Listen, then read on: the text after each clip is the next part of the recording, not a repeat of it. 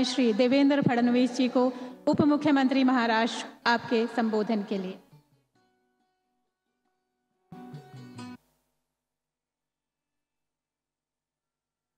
हिंदवी स्वराज्याचे सरसंस्थापक छत्रपती शिवरायांना मानाचा मुजरा करतो।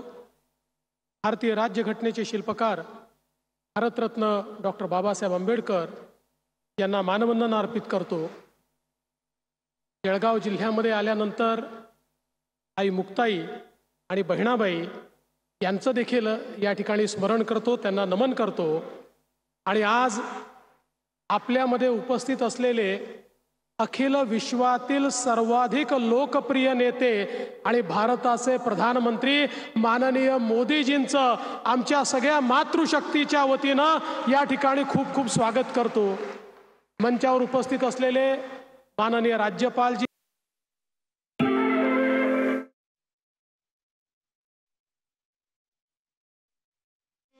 उपमुख्यमंत्री अजितदादा पवार, या ठिकाणी विशेष रूपाने उपस्थित असलेले आपले केंद्रीय कृषी मंत्री शिवराज सिंग चौहान जी, मंचावर उपस्थित असलेले केंद्रातले आणि राज्यातले सगळे मंत्री, खासदार, आमदार, पदाधिकारी आणि या ठिकाणी उपस्थित माझ्या सर्व लाडक्या बहिणींनो आणि लाडक्या भावांनो देखील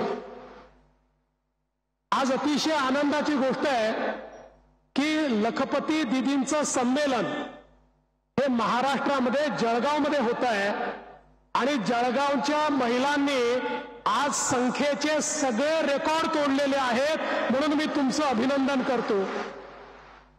आत्ताच आपण सगळ्यांनी लखपती दीदींसोबतचं इंटरॅक्शन या ठिकाणी बघितलं, कशा प्रकारे महिलांना संधी दिली तर त्या विश्व बदलू शकतात हे आपल्याला पाहायला मिळालं। आणि देशाचे प्रधानमंत्री मोदीजी नेहमी सांगतात विकसित भारत करायचा असेल तर तो महिलांच्या माध्यमातूनच होऊ शकतो। महिला देशाच्या अर्थव्यवस्थेच्या मुख्य धारेत आल्या तरच विकसित भारत आपल्याला करता येईल। आणि म्हणून बेटी बचाओ बेटी पढाओ पासनं तर लखपती दीदी पर्यंत मोदीजींच्या नेतृत्वात महिलांचे जो विकास आपल्याला पाहायला मिळतोय तो अद्वितीय अशा प्रकारचा विकास या ठिकाणी आहे।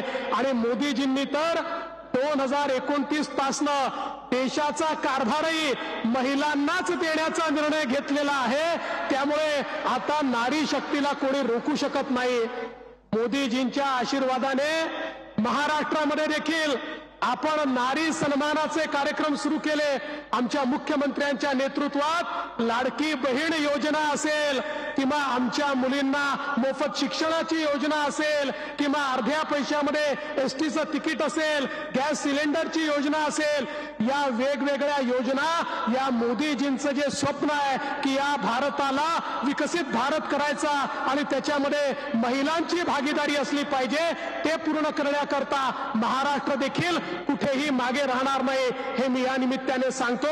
मला सांगताना आनंद वाटतो आज महाराष्ट्रामध्ये 75 लाख परिवार हे बचत गटाशी जोडलेले आहेत। लवकरच ते 2 कोटीपर्यंत पोहोचण्याचं काम आपण करणार आहोत। आणि मला हे सांगितलं पाहिजे आमच्या बचत गटाला आपण फिरतं भांडवल हे दुप्पट तर केलंच, पण मी महिलांचे याकरता आभार मानतो। महिलांना दिलेला पैसा न पैसा त्या परत करतात, एक पैसाही त्या कधी बुडवत नाही।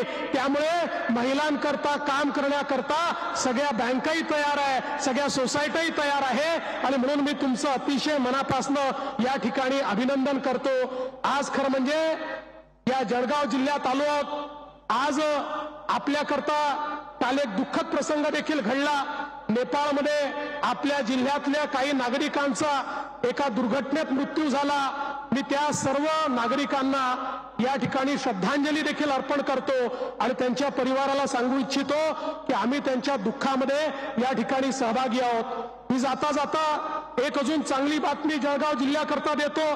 आपल्या जळगाव जिल्ह्याचं चित्र यातनं बदलणार आहे। नार पार गिरणा योजना, ज्या योजनेमुळे आमच्या शेतकऱ्याच्या शेतीला पाणी मिळणार आहे, माननीय मुख्यमंत्र्यांच्या नेतृत्वामध्ये या योजनेलाही आम्ही मान्यता दिली आहे आणि आजच कॅबिनेटमध्ये आम्ही त्याला टेंडर काढण्याची मान्यता देतो आहोत। जळगाव जिल्हा सुजलाम सुफलाम करण्याचं काम हे आपण या ठिकाणी करतो. वाघूर प्रकल्पाला 2288 कोटी, पाडळसे प्रकल्पाला 4890 कोटी, अशा प्रकारे शेतकऱ्यालाही सुजलाम सुफलाम करण्याचं काम आपण या माध्यमातून करतोय. मी पुन्हा एकदा आलेल्या सगळ्या बहिणींचं मनापासून स्वागत करतो. आपल्या सगळ्यांच्या वतीनं माननीय प्रधानमंत्री महोदयांचं स्वागत करतो आणि माझं बोलणं संपवतो. धन्यवाद. जय हिंद, जय महाराष्ट्र, भारत माता की जय.